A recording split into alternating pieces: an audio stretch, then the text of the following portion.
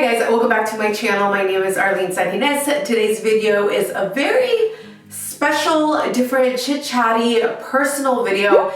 As you guys can see by the title, I'm going to be talking about my weight loss journey and just weight in general. This video is probably going to be pretty long, which is why I've put it off for so long, because I know that there's just way too much to try to cram into one video. So you guys let me know once you finish watching this video what other videos you guys want to see, like related to my weight loss journey and all like the fitness stuff, eating, all that stuff. But I will also link some other videos down below that talk about like what I eat in a day, things like that. So make sure you guys do check out the description box before you leave the video. But yeah, that's pretty much it. Subscribe, turn on post notifications. Let's start with the video. Okay, so I did take notes and I jotted a bunch of stuff down because I want to make sure I don't really miss anything. But let's go ahead and start with like the history of my weight and how it all went down. After we got married is when I gained a ton of weight. Honestly, I don't know if it was just like, well, I just didn't care. I was eating everything. I know a big part of it was that Weston eats very unhealthy.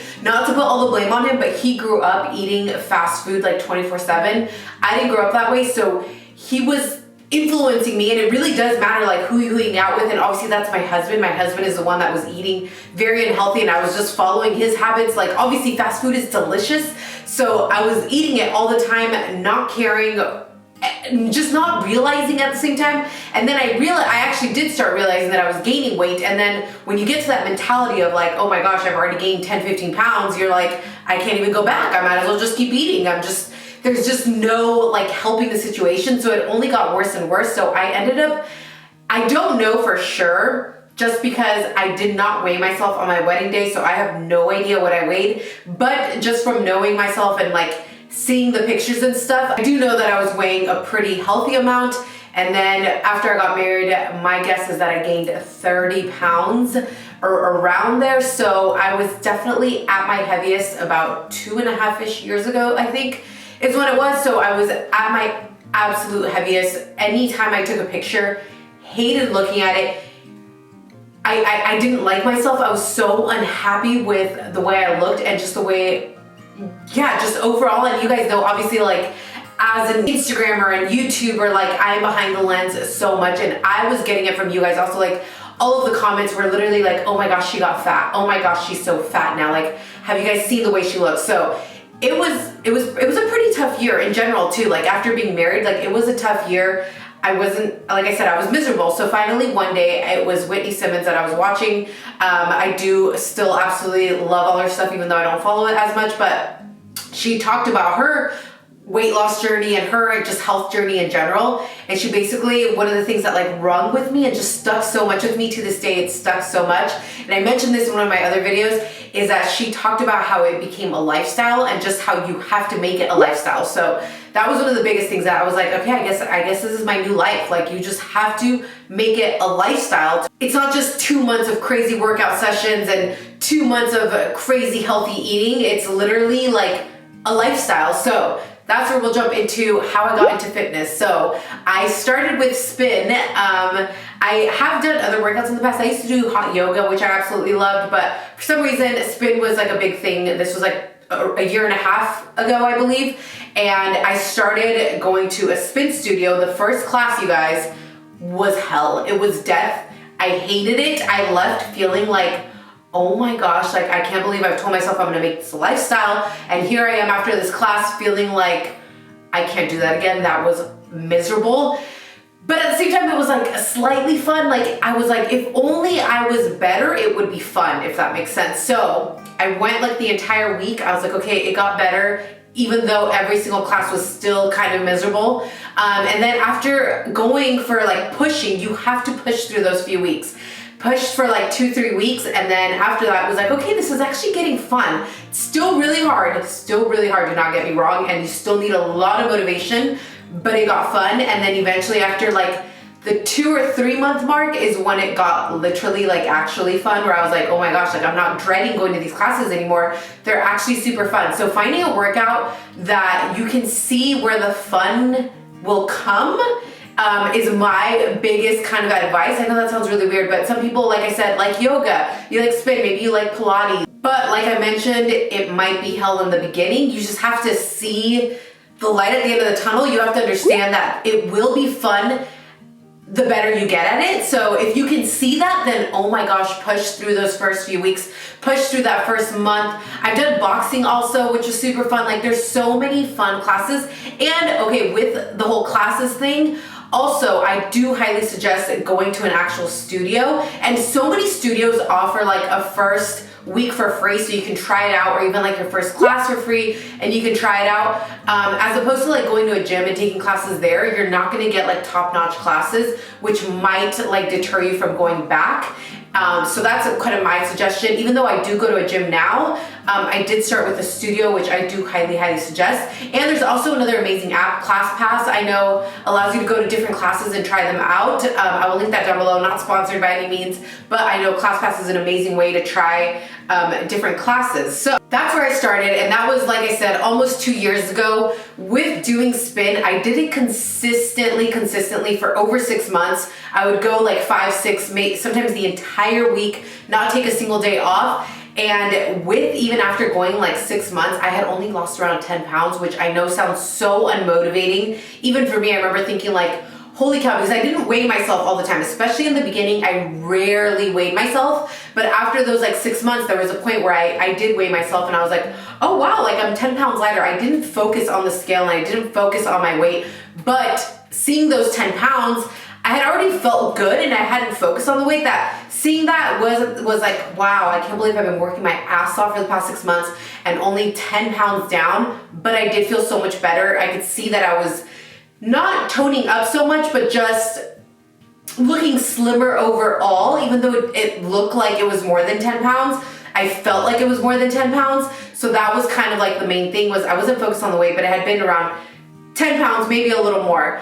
And then fast forward to like another 3-4 months, I was at like the 9-10 month mark of like working out consistently and doing spin consistently. And that's where I finally joined the gym. And if you guys have been following like my Instagram and stuff, I joined Equinox, which is a very swanky gym. But I did that because I knew that I could be consistent. Even though it was a very expensive gym, I knew that I can continue going. And they offered spin there. They offered different classes like Tabata and like booty workouts and stuff like that, which is what I finally wanted to do. I first wanted to like drop some weight and then tone up. So that was my whole goal, and it was working out. Everything was going according to plan, I guess you could say. So I joined the gym. I started taking the classes, and after like 2 or 3 months, I had dropped again another 5 to 10 pounds, I would say. Like I said, I wasn't weighing myself all the time, so I wasn't sure, and I'm still not sure, but I was toning up for sure. I could feel that I was so much stronger, literally. So after going for probably 3-4 months, I remember one day I was taking off my pants, like my pajamas, and I felt my legs, and I was like, oh my gosh, I have muscles in my thighs again. Little side note, my legs is one of my favorite features. That's not to like brag or anything, but I always felt like my legs never got like fat. They were always more toned up until when I talked about those 30 pounds that I had gained. Oh my gosh, like I could not believe that. I knew that I had gained so much weight when my legs were no longer my favorite part. Hated the way my legs looked. So when that day when I was taking off my pants and I was like, my legs are feeling like how I used to love them, where they felt like muscular and strong, was when I was like, holy cow, I only got more motivated, and those like booty classes that I had been taking were really working, that I was like, oh my gosh, like it's all coming together, like everything is working. It was such a good feeling. And when you hit those like milestones is when you really realize like, oh my gosh, like it's never about the scale, it's literally about how you feel. That being said, you guys always ask me what my workouts are, and I take classes at my gym. That's literally all I ever do. I sometimes work out at home, but that's very, very rare, because I can't ever come up with a good workout, and I realized that I just need the group setting. Some people can work out alone. Like I said, I need that group setting. I love seeing like the motivation and like the girl struggling next to me. Like I feel the same way. I'm like, I'm struggling with you, even though I've been going for so long. Like we're both on the same boat, but we're both pushing through. So I love a group setting, and that's just what works for me. So that's what I do. Okay, so by then it had already been like, it's been like over a year. And by that point, I think at the year mark, I had lost around 20 pounds. That's when I finally was like, okay, I've lost a good amount of weight. I feel so much better. I'm getting toned, but I need that next step. So that's where intermittent intermittent fasting came in. I've talked about intermittent fasting. I will link some other videos down below that talk all about like what I eat in a day and how I do intermittent fasting. I'm still on the 16-8 cut where I basically fast for 16 hours and then I eat during an 8-hour window. I'm not gonna go too much into depth because this video again would be like an hour long, but for me it's worked out for many, many reasons. There's a million reasons why intermittent fasting works for me. Might not work for you, honestly. Everybody's bodies are different. Everybody just has different goals and just different lifestyles. Like honestly, your lifestyle will depend so much on what kind of like diet you can do. And for me, intermittent fasting, I've been doing it for over 6 months now. And like I said, it's just worked. It's become such a simple lifestyle. I don't ever dread it. There are some tough days, but for the most part, it's very, very doable and I don't ever dread it. So it's just something that's worked for me. But that being said, okay, so with intermittent fasting, that doesn't mean you can eat whatever you want. That goes into what I eat now, my food.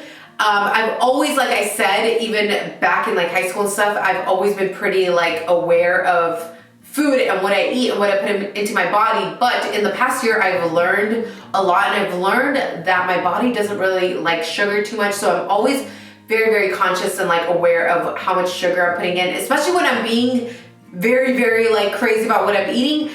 If I'm being more flexible, I won't pay attention to it too much, but I am more aware of like how much sugar is in foods. Like sugar, there's natural sugars. There's natural sugars in your fruit. So even if you're indulging in a ton of fruit, you're getting a lot of sugar.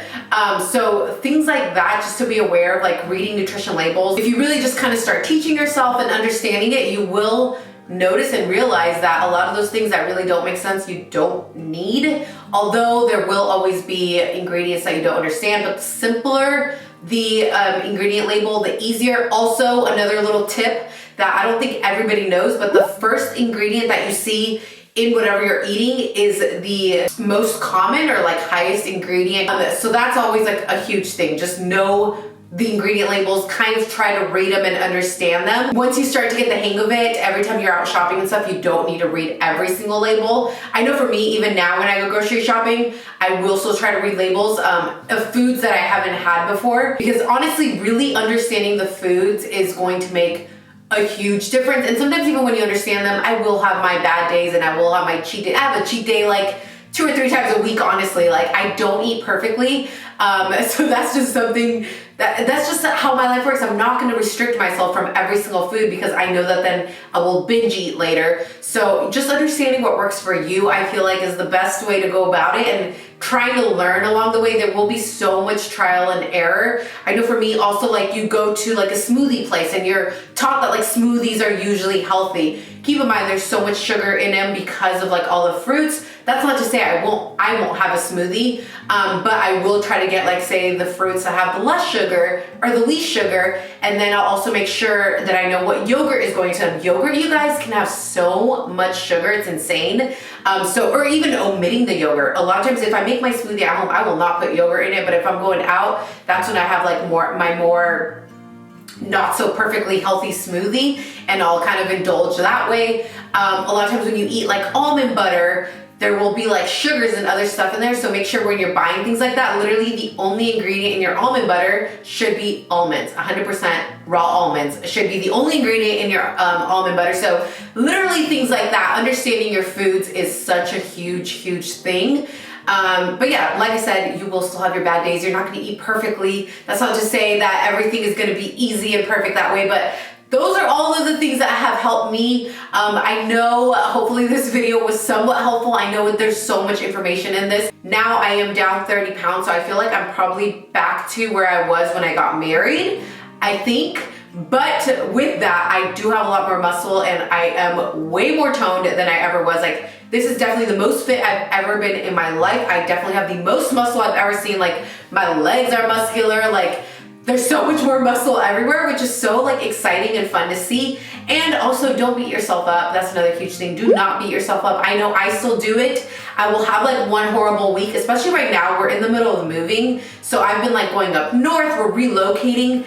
And during those weeks, like I will not work out at all and I'll eat anything and I will beat myself up for it. And then I have to remind myself, like, snap out of it, just go back to the gym, it's a new day, it's a new start. You can literally turn it around in just one day, and then that's what I'll do, and then I'll literally be back on track within that week. So little things like that, and not beating yourself up for it, and just like snapping back into like your healthy lifestyle is gonna be like all the difference in the world. That's how it's been for me. That's how I've kept the weight off. I am down 30 pounds, like I said, and I am hoping to lose probably another 10 pounds, but that will be very, very slow. Even these 30 pounds have been very, very slow. It's taking me almost 2 years to lose 30 pounds, which sounds crazy because people can do that in the matter of a few months, but a lot of times when they do that in those few months, they don't keep it off. So that's just how I've kept it off. That's everything that's helped me. That's every little thing that you guys have probably wanted to know about me and how I've done it.